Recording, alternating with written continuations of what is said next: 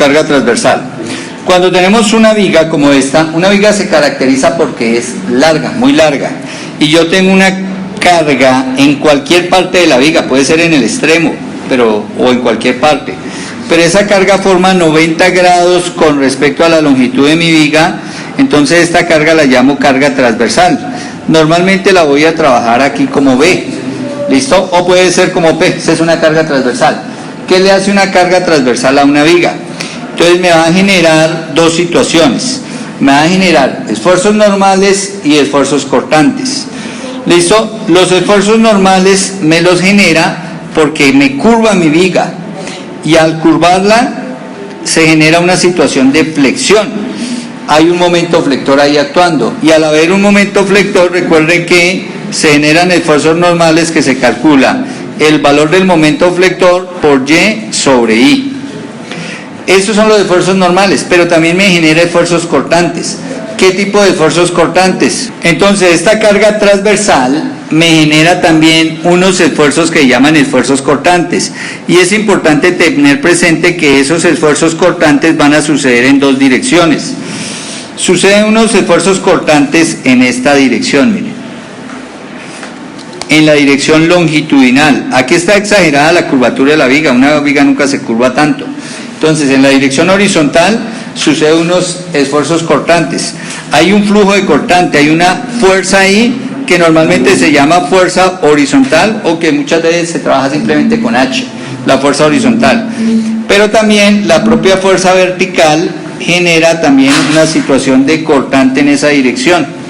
Y entonces se me genera un flujo de cortante en dos direcciones, la dirección horizontal y en la dirección de vertical. Bueno, ese flujo de cortante se debe tener en cuenta cuando usted trabaje vigas por lo siguiente.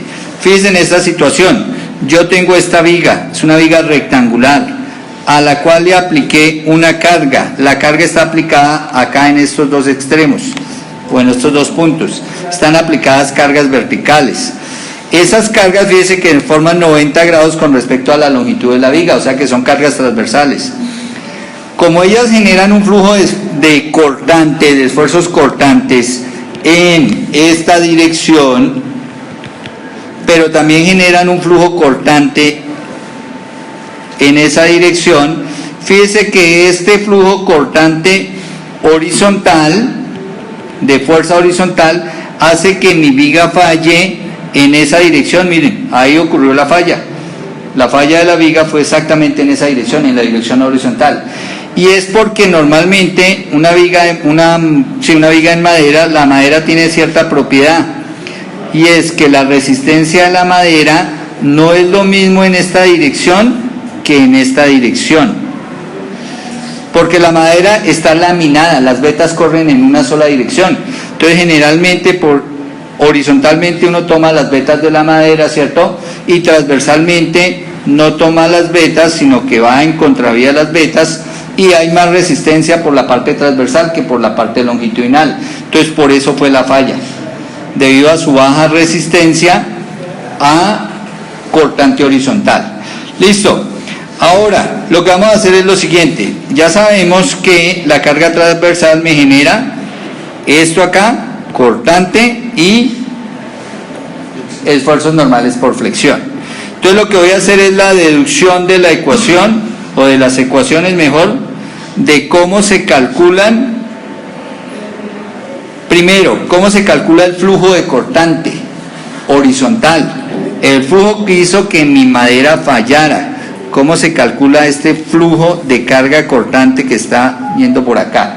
Ese lo voy a llamar acá Q, ese flujo de cortante. Y también voy a calcular el esfuerzo cortante promedio que está sucediendo ahí. Entonces, ¿por qué me falló mi viga? ¿Bajo qué? ¿Cuánto esfuerzo cortante está soportando y por qué falló? Y lo que voy a hacer es deducir esas dos ecuaciones. Para la deducción de esas dos ecuaciones, tomamos esta viga. Esa viga tiene dos tipos de carga, cargas puntuales y cargas distribuidas. Es una situación ahí que se tomó. Es una viga prismática, está el eje Y y hay simetría en la sección transversal respecto al eje Y, por eso se llama viga prismática. Voy a tomar una sección de estudio que es una sección acá en C, justo ahí en C. Vamos a tomar una seccioncita. Y esa sección es la que está mostrada acá, miren. Fíjense que aquí está C. Entonces, por delante de C, tomé sencillamente una porción de área, cierta cantidad de área, muy pequeña, por cierto. Esa porción de área, fíjese, aquí está el diagrama también, mire, esa porción de área acá, que yo tomé, voy a dibujarla en 3D, esa porción de área es ese cubito de área, y ese cubito de área, fíjese que aquí está la vista transversal, o sea, está allá por dentro, pero, o ahí en el corte, si yo hiciera un corte, es sencillamente esta cantidad de área que está aquí por encima, que aquí la llaman A, ¿cierto? Esa cantidad de área. Ahora, vamos a evaluar esa cantidad de área, ¿qué pasa ahí? Entonces, primero evaluemos las fuerzas. Entonces, las fuerzas que están sucediendo son una porción de carga distribuida, que aparece ahí en C, ¿cierto? Ahí está la carga distribuida, una porción de carga distribuida. Dos cortantes, ¿listo? Recuerden que si yo tomo una porción de algo, eso debe estar en equilibrio. Entonces debe haber un cortante de subida, un cortante de bajada, que al sumarlos con la carga W, todo eso me tiene que dar 0. Pero también hay unas fuerzas horizontales. Estas fuerzas horizontales, pues son las que se me generan, o las que me generan flexión, o van acompañadas de la flexión. Esas dos fuerzas, pues no aparecen como tal, como F, sino pues aparecen como el producto del esfuerzo por el de área.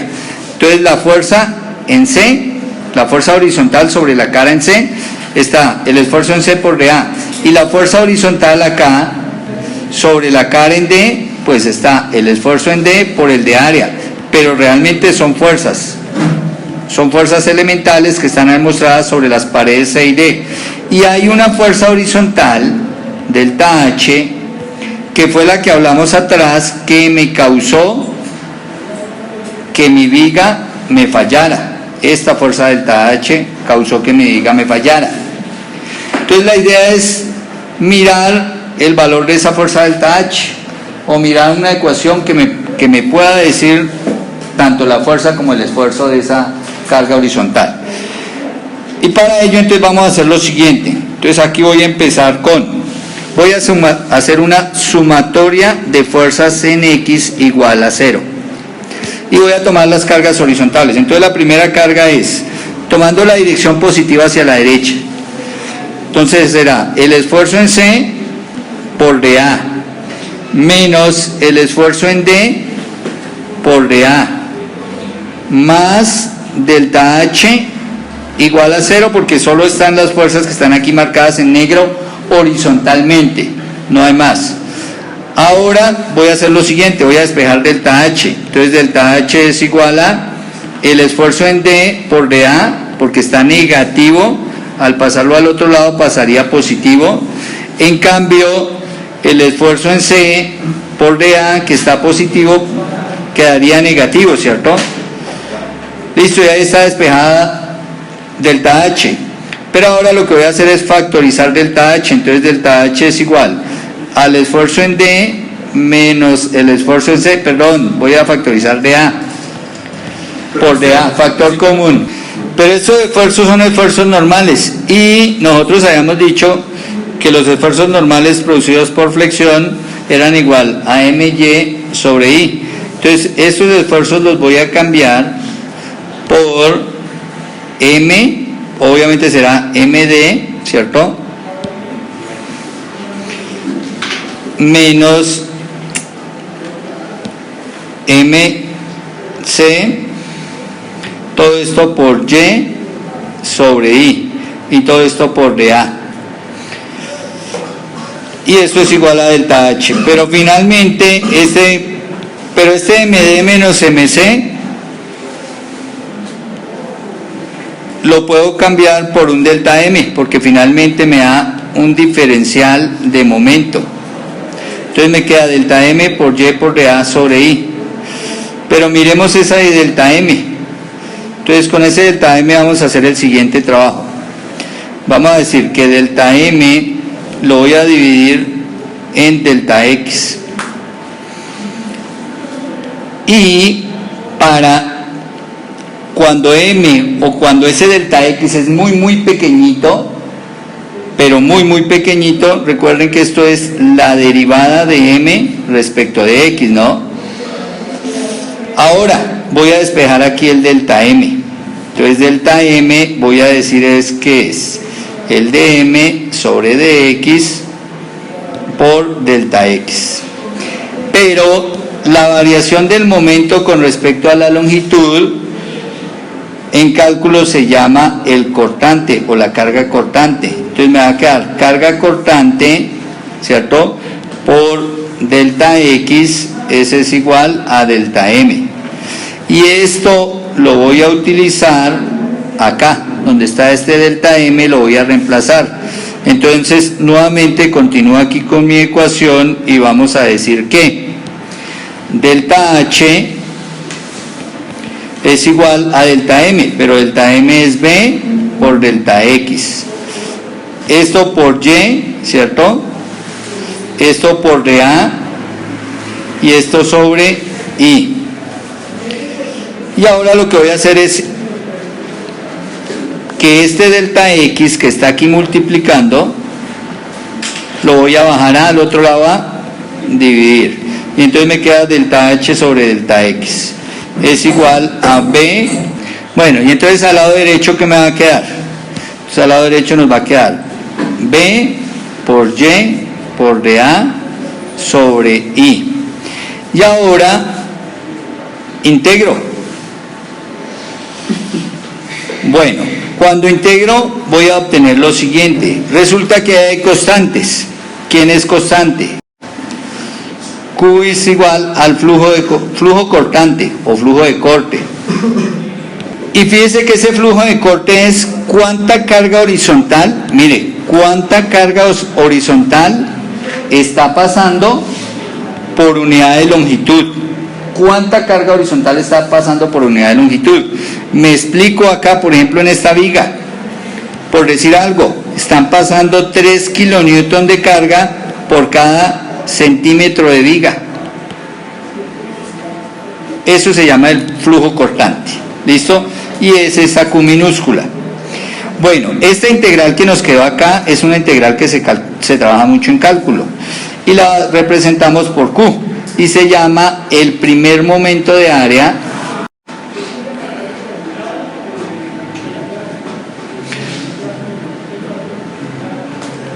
de la sección, primer momento de área de la sección transversal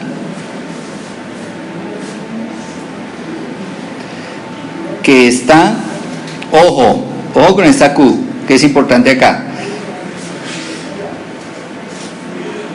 por encima del punto de estudio.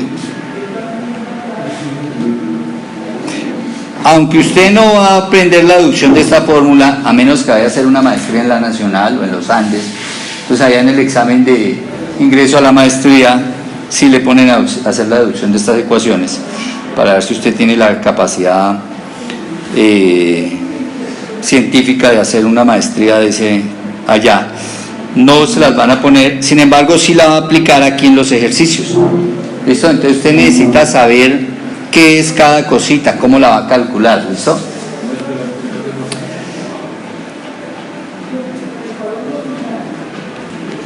Q, el primer momento de área de la sección transversal que está por encima del punto de estudio. Miremoslo aquí en la gráfica.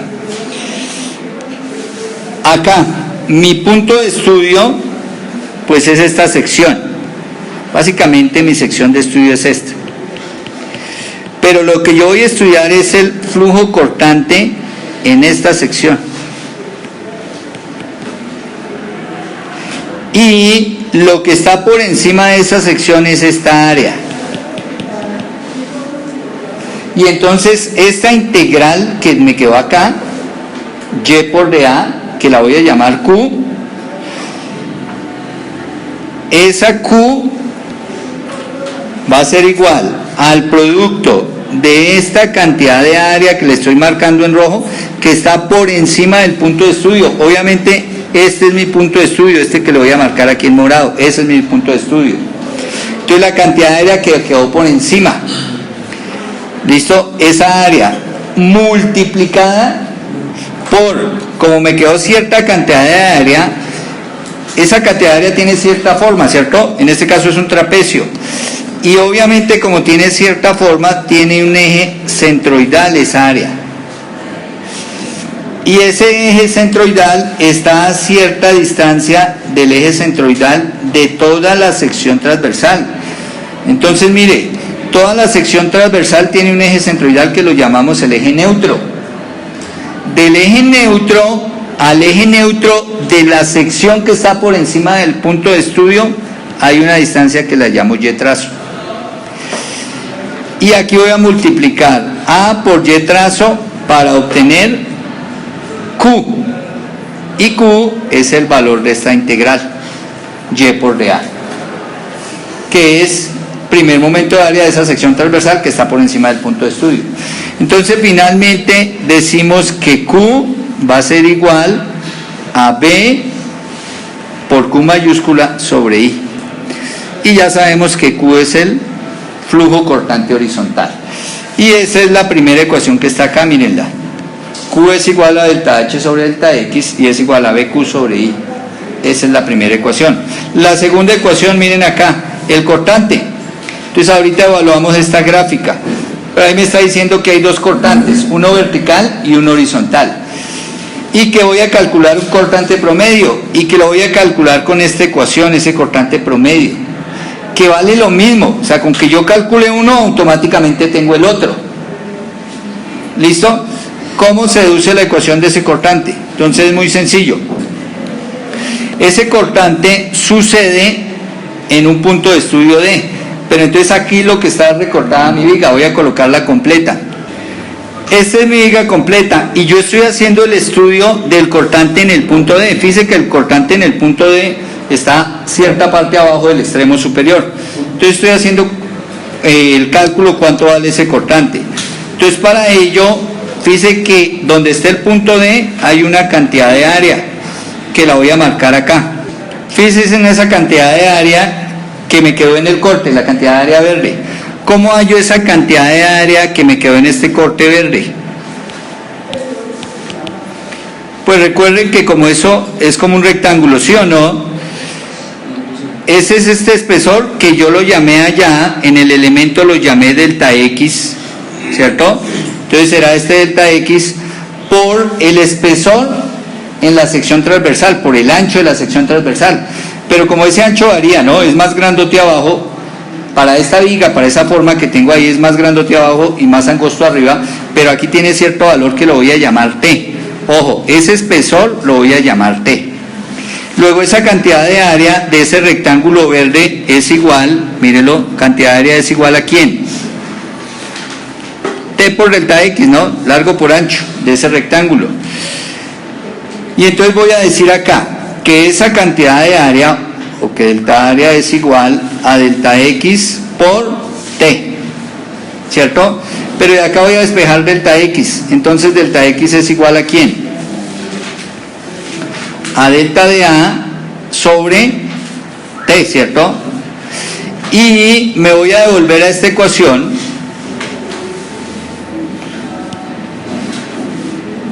o voy a tomar mejor esta ecuación, pero voy a devolverme en que Q era ¿qué? Delta H sobre delta X, ¿sí o no? Y entonces me queda delta H sobre delta X igual a BQ sobre I. Pero, ¿quién es delta X? Aquí acabé de encontrar quién era delta X, mire. Entonces este delta X lo reemplazo acá. ¿Qué me quedaría al hacer ese reemplazo? Que este delta X es delta A sobre T. Pero esta es la línea principal, ¿no? Quiere decir que ese T, al hacer producto de extremos y de medios, sube, ¿no? Y entonces ese T quedaría acá, multiplicando. Pero como está multiplicando, si lo pasamos al otro lado pasa a dividir. Y entonces aquí me quedaría sobre T. Y, ojo, miremos que es ese delta H sobre delta A. Entonces, ese, si lo veo acá, es una carga que está fluyendo en este plano. Recordemos que dijimos que delta H era una carga horizontal. Y esa carga horizontal me está afectando a esa sección verde. ¿Cómo me le está afectando? Me está produciendo un cortante, un esfuerzo cortante. Entonces, delta H sobre delta A es el esfuerzo cortante. Y entonces vamos a decir que el esfuerzo cortante es BQ sobre IT. Que esta es la ecuación que tenemos acá, miren, esfuerzo cortante BQ sobre IT.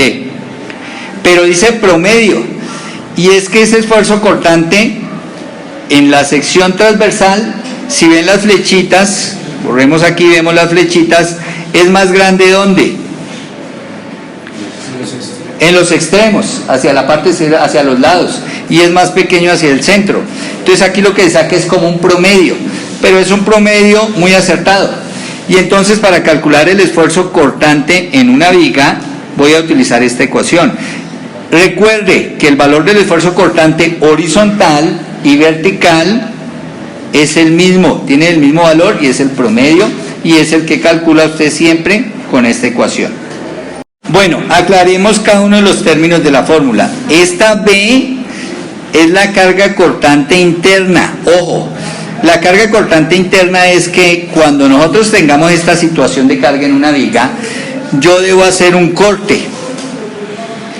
Y cuando yo hago un corte a esta viga, yo debo tomar una sección de la viga, por ejemplo esta sección, la sección izquierda.